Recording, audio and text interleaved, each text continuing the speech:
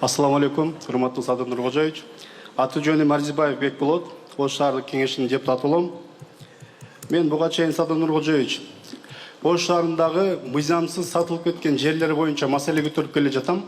5 жылдан ашуун убакыт өттү. Тилеге каршы мен прокуратура органдарына дагы бир топ ирет арыз менен кайрылып жатам.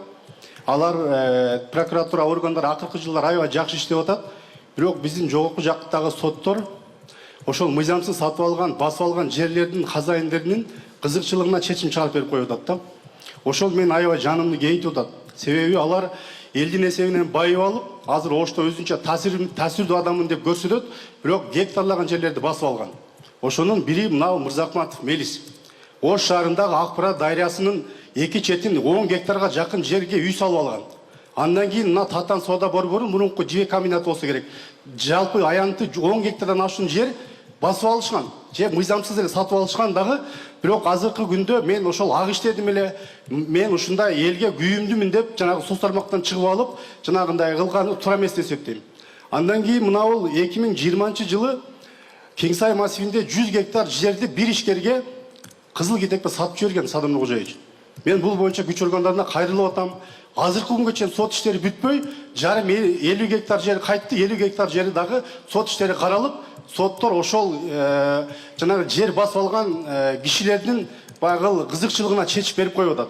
Ошолорго өзүңүз дыкат баягы көз жүгүртүп карап бериңизчи сураныч. Себеби элдин эсебинен байыгандар акыр аягы жооп бериши керек деп мен ар дайым айтып келем. Анан дагы Ошто буга чейин эски ипподром болгон.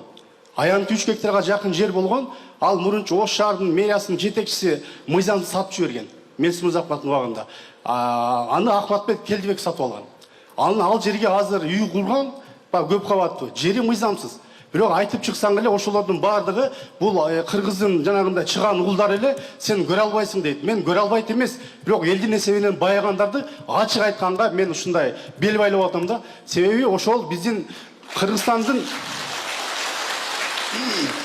ошол Ош шаарындагы жетекчилердин бардыгы ошол биздин азыркы бала бакча жетишпей атканына, жолдун талкаланына ошолордун түздөн-түз күнөөсү бар да. Себеби мен 10 жылдан бери шаардык кеңеште иштеп атам. Алардын ошол бештен бери чыга элек балдары дагы доллар миллионерлер болуп калган.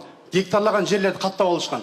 Ошолор акыр аягы жооп бериши керек деп мен кайрылып атам. Күч органдарына сиз өзүңүз ошол биз айткан маселелер боюнча иликтөө жүргүзүп, ошолордун Түшүнүктүү, рахмат. Так, могу биринчи маселе боюнча дагы прокуратуранын иши экен. Шаарда мыйзамсыз жерлер сатылып кеткен, арыз жазып келем, прокуратура көңүл бурбайт, кайра эме кылып коет деген. Эсиңерде болсун. Анда экинчиси, Кеңсай массивинде 100 гектар жерди да сатып ийген деп атпайбы? Туурабы? Ипподром боюнча.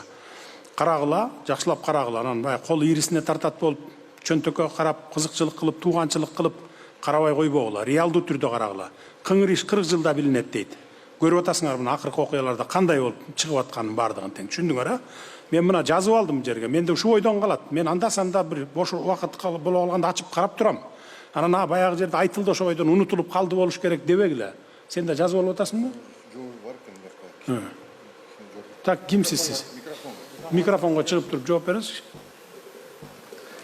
Саламатсыздарбы, урматтуу бүгүнкү жыйынга катышуучулар.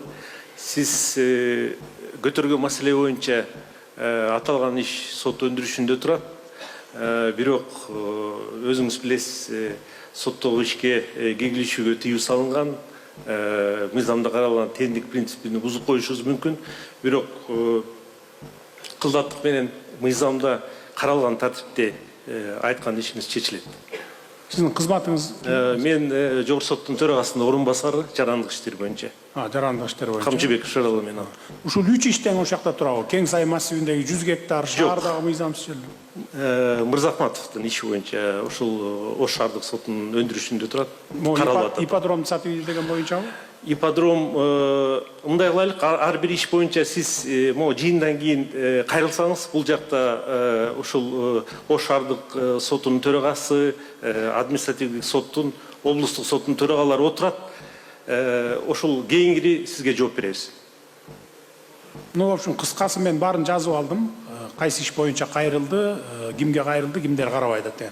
Түшүндүңөр, прокурорлор. Көп нерсе ушу силерден зависит этет да. Прокурорлорго зависит этет. Эгер силер адилет карап чечип койсоңор, эч ким арызданбайт. Экинчи тарап деле түшүнөт аны адилеттүү чечилгенинчи, адилеттүү. Адилетсиз болгон үчүн ушинтип кайрылып атышат мынакей. Отуруңуздар. Саламатсызбы, урматтуу Садыр Нуркожоевич, урматтуу президент, саламатсыздар, урматтуу мекендештер. Мен Бакыев Айдар Курманбекович, жаратылышты коргоонун Кыргыз фондунун жетекчисимин, ошондой эле Ош шаарынын жеке ишкеримин. Урматтуу президент, сиз ушул Ош шаарына келип, мына элдин духун, рухун көтөрүп келгениңизге чоң рахмат. Себеби Ош шаары эки чоң окуяны баштан кечирген, пандемия, ар кандай катаклизмдерди башыбыздан кечирген шаар. Ошондой болуп турганда Токторбаев Жеңиш Шермаматович деген крупный строительный магнат, олигарх, жогорку кеңештин депутаты болуп туруп келип, Ош шаарына келип, мыйзамдарды бузуп, тебелеп, тепсеп, адамдардын укуктары эч нерсе калбады, чекеден бузуп, чачып кетти. Ал киши Ош шаарында мамлекеттин ичиндеги мамлекет түзүп, бүтүндөй мамлекеттик бийликти деморализация кылып, биздин кат, арыз, муңдар каралбай, эми кыймылдай баштады. Сиз жогорку кеңеште сүйлөгөндөн кийин биздин арыз, муңдар эми кыймылдай баштады. Мен айтайын дегеним ушул окуя, ушул иштер укуктук баа берилип, сотко жетип, аягына чыгыш керек. Бул керек болсо Ош трибуналы деп деле атасак болот да, себеби 2000ден ашык адамдардын укугу тепселенип кетти. Бүтүндөй Ош шаарынын көчөлөрүнүн боюндагы бизнес, дарыянын боюндагы бизнес, каналдын боюндагы бизнес эч нерсе калбады. Ош шаарындагы бизнеске кайра ордуна бутуна турганга 4-5 жыл керек. Ошондуктан менин кайрылуум ушул жапа чеккен адамдардын кенемте компенсациясы тезирээк чечилип, ушул адамдар дагы тезирээк коомдук ишке киришип, экономикалык активдүүлүккө киришиш керек. Себеби бул адамдар эч кандай чөгүп кетпейт. Себеби бардыгы опыту бар, бизнестик опыту бар, турмуштук опыту бар адамдар. Бизге ушул компенсацияны тезирээк чечип бериң. Ушул мен айтайын дегеним, сиз президент болгондон бери мына алтыныбыз 52 тоннадан ашты. Ушул компенсацияны карап бир 2-3 тонна алтынды Ош шаарына карап берсеңиз.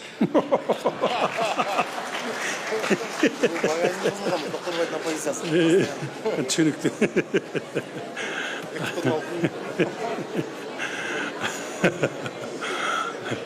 2 тонна алтын билесизби канча сом турат, канча доллар турат? Почти 300 миллион доллар турат азыр. Даже 400 болуш, 400ге чыгып кетпесеңиз. 400 тонна, 400 миллион. Так, Жеңиш Токторбаев боюнча да биз ал кишиге ишенип алып келип койдук мэрияга. Башында абдан жакшы иштеп атты. Мына сиздер окшоп эле мен деле ишенип, ой молодец, мыйзамсыз курулуштарды бузуп атыпсың. Каналдын жээгине үстүнө үй салып алгандардыкын бузуп атыпсың деп көрдүңөр да, үстүнө үй салып алгандар. Мисалы суучулдар барып туруп, ошо регулировка кылып сууну кылайын десе, бирөөнүн эшигин такылдатып барып, уруксат бететиги сууну эметип алайын дейт экен да. Анан ошондой кылып, анан мал сарай кармаган малдарды куруп алган, бул эми туура эмес. Бул жагынан эми анын эмгеги деле бар эми. Аша чаап кеткен жактары дагы болуптур. Мына мен ушу акыркы 1 айда мына Жанар мырзаны кабыл алып атам 2-3 жолу.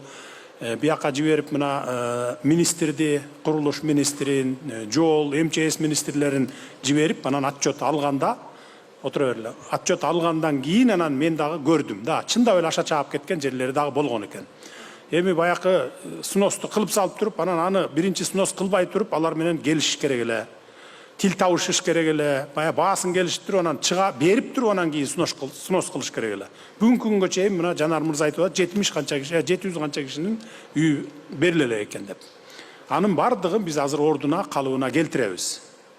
Ал эми биздин бийликтин кемчилиги, менин деле кемчилигим десем болот. Эми ишенип мэр кылып койсом, анан кийин ушундай туура эмес иштерди жасабайыптыр ийгендиги үчүн эми мен дагы күнөөбүздү биз мойнубузга алабыз. Ошон үчүн бийлик булардын бардыгын бүтүрүп беребиз. Анан эми сиздин 2 тонна алтыныңызды биз бере албайбыз, бирок компенсацияңызды беребиз.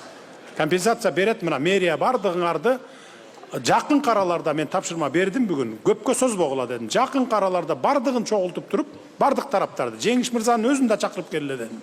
Чакырып келип отургузуп алып туруп, бул жерде бир Кытайлар менен да иш кылып ийген экен.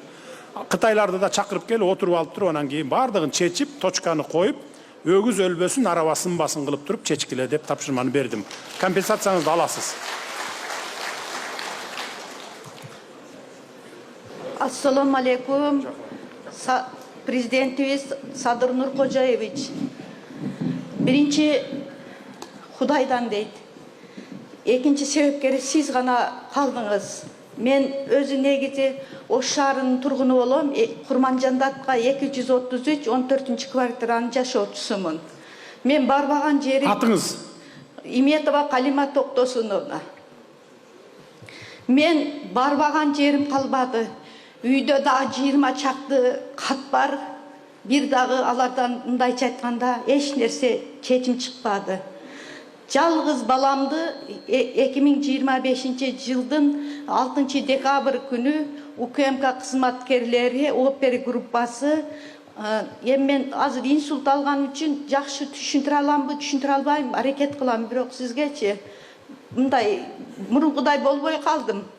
Бала менен сынаганда бар жокко даяр болот экенсиң. Жаппадан жалгыз балам, эч кимим жок. Бул баламды өзү негизи 6 жыл бирөөлөр алдап кетип, 6 жыл кредит төлөп 30 жашында үйлөдүм. Али небре көрө элекмин мен. 2025 жылдын 6 декабрында УКМКнын кызматкерлери опера группасы кармап кетти. Анан мен бардым. Эмне себепте мен баламды ушинтип саат 3-төр чамасында, түнкү 3-төр чамасында. Анан ушундай контрабанда менен таможняда иштейт. Балам иштеп жүргөн, 1 жылча иштеди. Жакшы иштеди. 2 окууну бүтүргөн балам. Кыргызстандын желегин желбиреткен бала, спортсмен. Мен бир арам менен аралаштырып баламды бакпадым. Бир адал эмгек менен бактым. Чесир аялмын.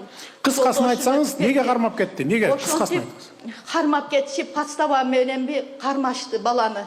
Анан кийин 3 жыл Каякта иштейт эле балаңыз? таможняда иштейт эле. Таможник. Анан 3 ай резонанс жаратышы булар. Алтын деп, кийин баягы өзбекстандыктардан сурасам 1 грамм алтын болгон эмес экен а жердечи. Бардыгыбыздын алтындарыбызды чогултуруп, ошолорду бүт запись кылып жазып алганмын. Алтын болгон эмес экен, сахарный диабет келе 500-600 миңдик эле дары болгон экен. О баламда о сменасында болгон эмес биринчиден. Эч кандай улика, видео, камера болгон эмес. Бир гана бунун неден кармашып атат?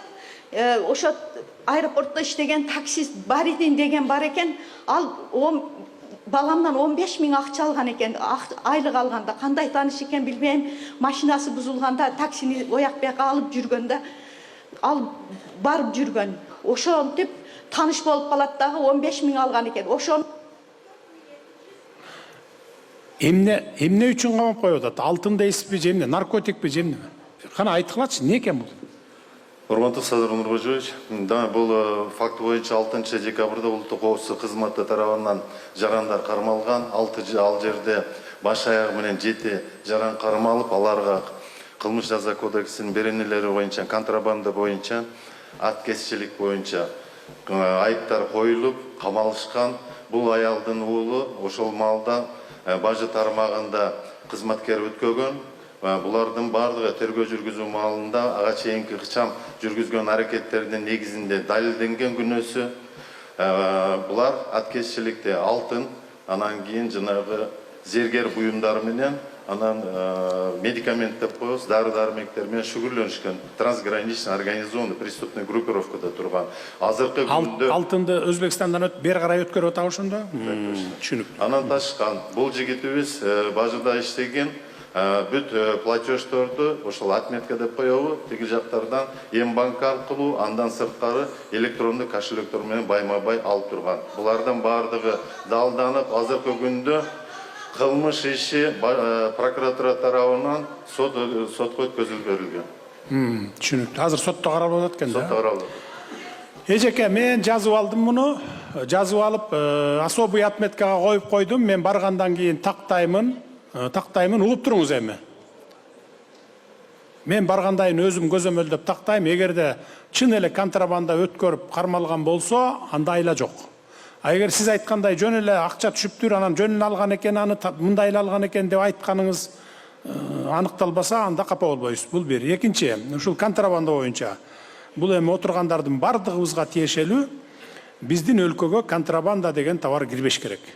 Бул боюнча мен бардыгынан катуу талап кылып келатам 5 жылдан бери. Мына экономикабыздын 3 эсе өсүшү, айрым позициялар 9 эсеге чейин өсүшү, мына айрыкча салык, то есть бажы тармагы. Мына ошол катуу көзөмөлдүн кесепетинен.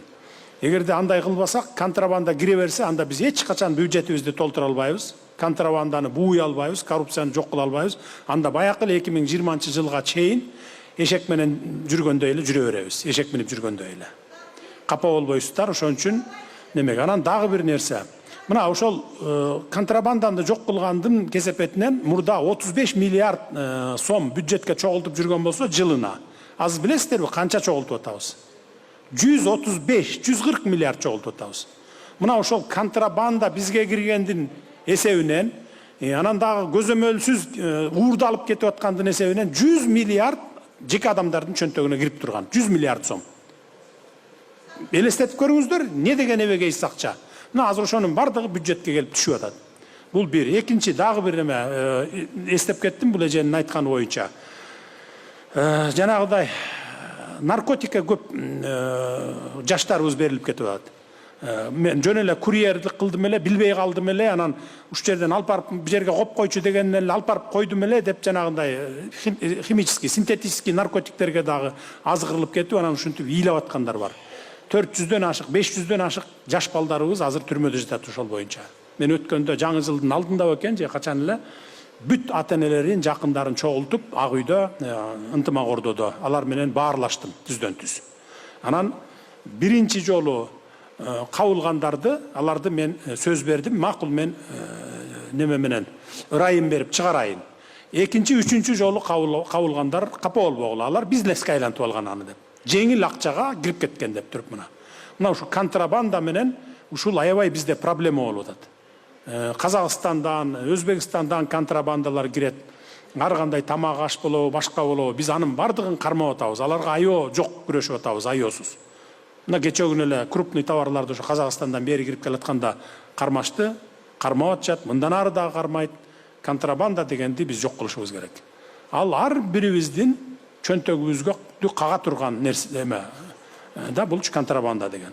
Бюджетке түшүш керек, растаможка болуш керек, НДСин төлөш керек, таможенный пошлинасын төлөш керек, анан кириш керек бизге товарлар. Ал төлөнбөсө, ал жеке чөнтөктөргө кетип калат дагы. Биз мектеп да сала албайбыз. Эжекенин айткандыгы дүйшөндүн мектептерин да алмаштыра албайбыз жаңыга. Ошон үчүн туура түшүнөсүздөр аны. Assalamu alaikum. Ben Oşkoça'dan Kadirov Kabulcan atım. Sadrına Hocayev Caner Akayev'e benim savalım. Bunu aeroport yolunda... Atınızda aytıp koyunuz. Atım Kabulcan Kadirov. Kabulcan. Oş aeroport yolundan bana Oşkoça'da daha yol, katta yol oldu. Maşine köp bölgelerinden şu işte oldu. Bırak Naryadan başlandı hazır. Şimdi şunun için kompensasyon tezletmezse adamlar üylü buzup oğlanışkınca hile vakti ötüp gidetti. Şuları sizlerde iltimas kılamam ben. Başka geçici oldu. Başlandı da iş. Acelde de var mı? Ha bu cevap ver koyuyorsun. Başka sözüm yok. Чоң рахмат. Ал боюнча биздин маалыматыбыз бар. Президентибиз да азыр тапшырманы берди. Сиздердин өтө жакынкы күндөрү чечебиз. Алло, саламатсызбы, Садыр Нургулович. Менин атым Гүлгакы Мамасалиева, мен бул жерде укук коргоочу болом, Ош шаарында 30 жылдан бери. Биз жарандардын турак жай укугун коргойбуз. 2010-жылдан бери ошол турак жайлар өрттөнүп кеткен. 2010-жыл ошондон бери турак жай укугун коргойбуз. Жарандардын былтыркы беспределды боюнча кайтып айтпайм. Ошо мыйзамсыз эле снос болгон же жарандарга компенсация берилген эмес, же жарандарга уведомление берилген эмес, же жарандар менен келишим түзүлгөн эмес. Сиз менен биз сизге кайрылуу кылганда билесиз, жер кодексин кайтаргансыз. Жер кодексин 2 себеп менен кайтаргансыз. ошол основаниясы боюнча, ошо основаниясы жанагы мамлекеттик жана коомдук керектөлөр болсун деп. Анан кийин экинчи основаниясы компенсациялар ошо адилеттүү болсун деген основания менен кайтарганбыз. Анан жер кодексте 18 июлда кол койгонуңуздан кийин ошол жер кодексти ишки жүзүнө ашырып атканда 61 беренедеги снос изъятия жилья деген статьяны бузуп атышат го. Бузуп атышат. Мисалы, мына жергиликтүү кеңеш, Ош шаарынын кеңеши 10 сентябрда 25 жылы токтом кабыл атат. 80 номериндеги токтом кабыл атат. Ошо токтомдун негизинде основанияны разные общественные нужды деп койгон да. Мындайча айтканда жер кодексине карама каршы келип атса, аны Минюст неме каттайт өзүнө. Азыр Минюста бажырайып сайтта айтсаңыз турат ал жергиликтүү неменин, ал жергиликтүү кеңештин компетенциясы эмес. Анан Кабминге барганбыз. Компетенция сенде экен. Ошол Ассаламу алейкум. Урматтуу Садыр Нургожоевич, урматтуу мекендештер. Биз аты жөнүбүз Алиев Абдулкадыр, дестинация Кыргызстан ассоциация туризманын төрагасыбыз. Буга чейин бир нече иш-чаралар менен туризмди өнүктүрүүгө чоң бир салым кылып атасыз. Терең ыраазычылык. Айтайын дегеним азыркы эле жакында сиздин указыңыз менен департамент туризма мамлекеттик агенттиги болду, туризм боюнча өнүктүрүү. Өтө чоң үмүт бар бизде ошо туризм мындан аркы өнүгөт, бюджеттер көбөйөт, штат көбөйөт деген.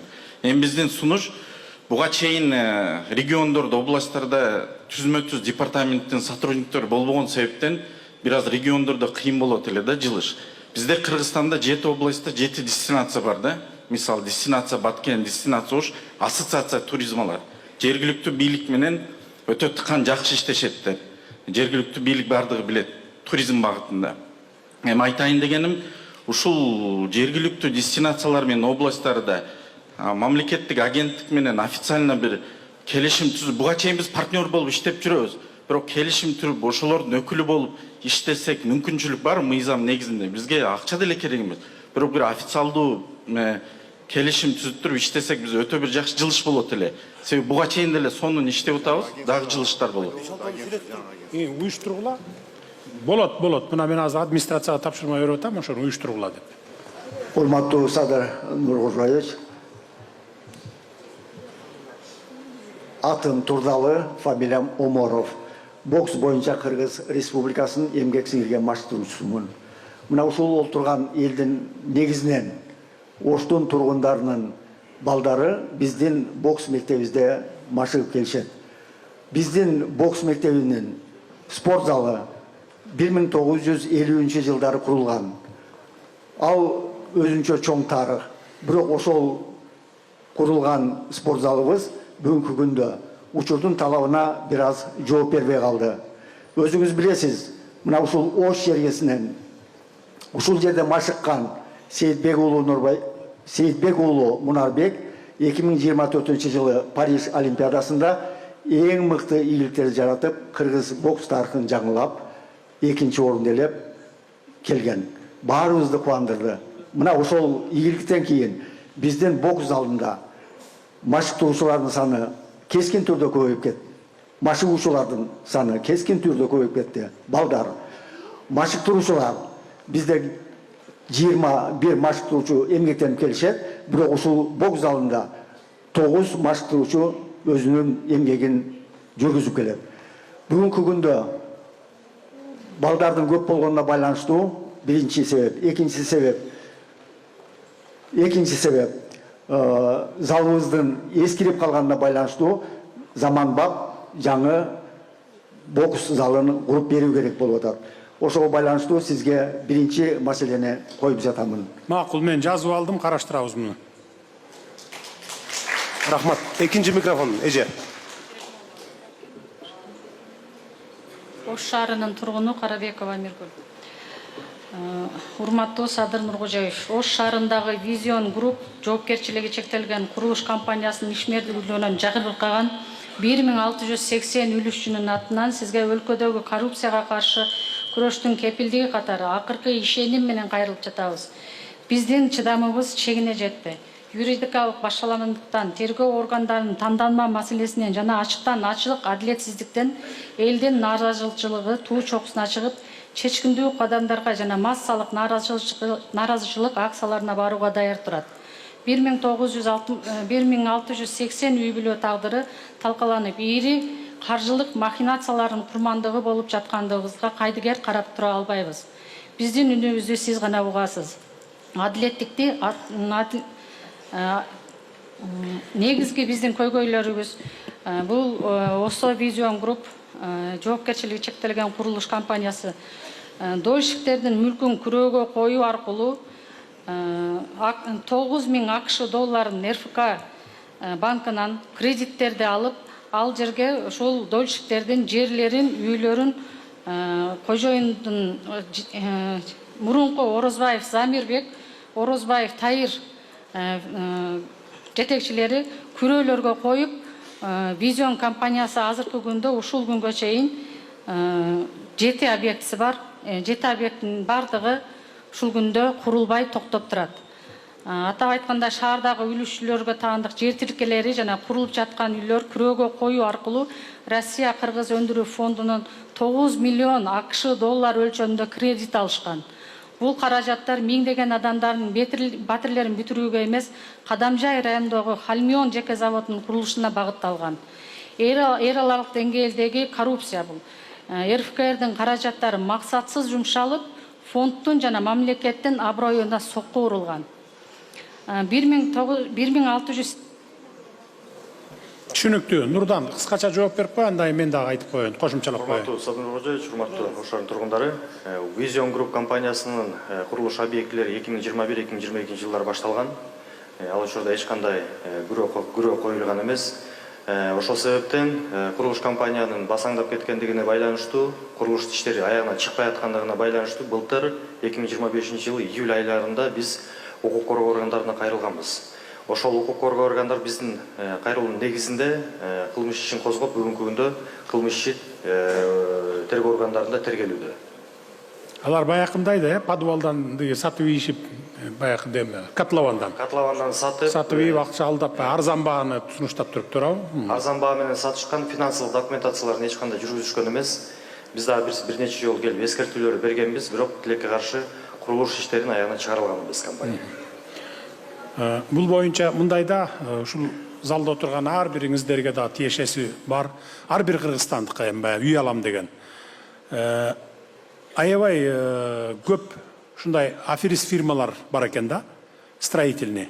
Алып туруп, мына мен баштадым деп, чалабыла салган бир үйүн көргөзүп туруп, мына котловандан 1 жылда, 1,5 жылда эле бүтө коем деп, арзан баада сунуштап элдерге. Акчасын чогултуп алып туруп, анан качып кетет экен да. Мына биздики Сокулук жакта 2,5 миң кишини алдап кеткен бир дөөлөт курулуш дегенди кармап камакта болуш керек эле, по-моему. 1,5-2,5 миллиард сом топтоп алыптыр деге элдерден. Бирок салбай койгон. Дагы кайсылары эле азыр эсимден чыгып атат. Көчмөн Сити деп дагы ал акча чогултуп ушинтип элди алдап бараткан экен, биз аны убагында токтотуп калып, ГИК алдык да, ГИК аркылуу салып берип атабыз элге. Ушундай алдамчыларга алданбасаңыздар да. Баягы кыргызда жакшы сөз бар го, бир сөз менен эле айтып коет. Арзандын сорпосу татыбайт деп. Арзан болуп атканда анан мына ушунчадан эле берем квадрат метрин, пат псо, анан же болбосо пат күлүш дегенде эле ойлонушуңар керек да. Неге мынча арзан? Деп анан ай сен бүт эң жок дегенде жарымына чыксаң анан кийин алайын дебейсиңерби? Эми мындан ары биздин азыр күчүбүз толук жетпесе да бир 50-60% жетип калды. Бүтүндөй республика боюнча мамлекеттик ипотекалык компания салып атабыз. Ошолорго барып төлөп койгула андан көрөкчү. Ошолорго барып төлөп, ошондой дагы неме бар. Азыр баягы жарымын төлөө боюнча да программа бар өзүнчө. Аны возможно барып ылдыйлатабыз дагы. Жарымын эмес, бир 20-30%-ын төлөй тургандай кылып. А жанакы мамлекеттик бюджеттик кызматкерлерге биз эчтеке төлөтпөй туруп эле дароо берип атабыз 25 жылга. Ал кирип эле анан кийин төлөп кетип атат. Мына ошто да ошондой болот. Ушундайларда алданбасаңыздар да, бирок мен тапшырма бергенмин, бүт ушул алдамчы компаниялардын бардыгын ревизия кылып чыгып, мына министрлик, управ делами, мамлекеттик ипотекалык компания үчөө иштеп атат бул боюнча. Кантип алдап кеткендерди биз мойнубузга алып, мамлекет кайра өзүбүзгө алып туруп, беркилерден баягы алдап кеткен акчаларын кустуруп, канчасын кусат, канчасын куспайт, анан себестоимости канча болот. Мисалы, 700'den kurup berem dep Sokuluk жакта Шопоковду ушинтип алдашканда, ал 700'den бүтпөйт азыр уже $1000 бүтөт квадрат метри. Бирок айласы жок, алдангандар, алданып калгандан көрө ошо 1.000'den болсо да макул деп, уланып 2,5 миң кишинин үйү салынып атат бүгүнкү күндө. Бу Осо Визон групп дегениңердинки канча экенин билбейм, бирок муну дагы биз териштиребиз. Териштирип силерге жардам бергенге аракет кылабыз. Ички иштер министрлиги менен чогуу иштегиле ким Нурдан. Мамлекеттик ипотекалык компания үчөөңөр бирге айлашып иштегиле. Кийинки суроолор. Садыр Нуркожоевич, мен Ош шаарынын тургуну Урайымов Шералы. Биз курултайга делегат бар, 2-3 курултайга барганда Ош шаарындагы Ашымакунова 46 жерде жайгашкан областтар аралык онкологиялык борборунун имаратыны куруу боюнча кайрылган элек. Бул боюнча министрликке кайрылдык ошол учурда. Андан вице-премьер Бакыт Төрөбаев келгенде бул жерде анда да кайрылдык. Анан бул имараттын салынганы 1984 жылы Детсатта жайгашкан. Ал эми экинчи имараты болсо 36 жылы салынган илгерки Калелин колхозунда ошо жерге жайгашкан. Эми өзүңүзгө белгилүү акыркы убакта мынабы онкологиялык оорулар жаштардын арасында көбөйүп жатат. Ал эми онкологиялык ушул мен жогоруда келтирип кеткен больницада областтар аралык борбор 4 миллионго жакын элдерди кабыл алуусу чукулдап калды. Мына ушуга байланыштуу ушунун имаратыны курууга азыркы мезгилде ошол эски жайда 6 гектар жери турат. Анын жанынан дагы 2 гектар жерди соттошуп азыр өткөнү турат. Демеге ошондо 8 гектар жер болот экен. Ошо 8 гектар жерге онкологиялык борбордун имаратыны курууга өткөндө КТРден дагы Детсаттын зданиясыны берди, талапка жооп бербей тургандыгыны бир депутат, жогорку кеңештин депутаты Ергешев Бекмурза деген дагы өкмөткө тапшырма берди. Бирок бир канча жооп бериңиз. Урматтуу Садыр Нуркожоевич, бул боюнча онкология борборунун бир бөлүмү шаардын ортосунда мэриянын жеринде, Детсатта, экинчиси Кара Суу районунда. Ал жерге жер чоң болгону менен жана линейный ускорительдерди койгондо ал канализация менен кетиш керек, бирок канализацияга туура келбеген жер. Биз бул боюнча областтык кургагучук, детский кургагучук территориясынын 7,2 гектар жери бар. Ошонун 4 гектарын онкологияга бөлүп берип ИБРга көрсөттүк. ИБР ошол жерде онкология борборун салуу үчүн, ТОлорун кароо үчүн карап чыкты. Жер удобный деп чечим чыкты. Төлөкөн районунан биз буну салууга чечим алдык. То есть келечекте салынат бияка? ИБР менен салынат.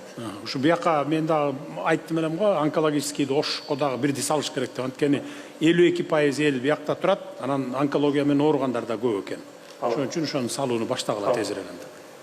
Азыр кимде ким айта албай калган немеңиз болсо, мына уже 30 киши туруп калды биякта.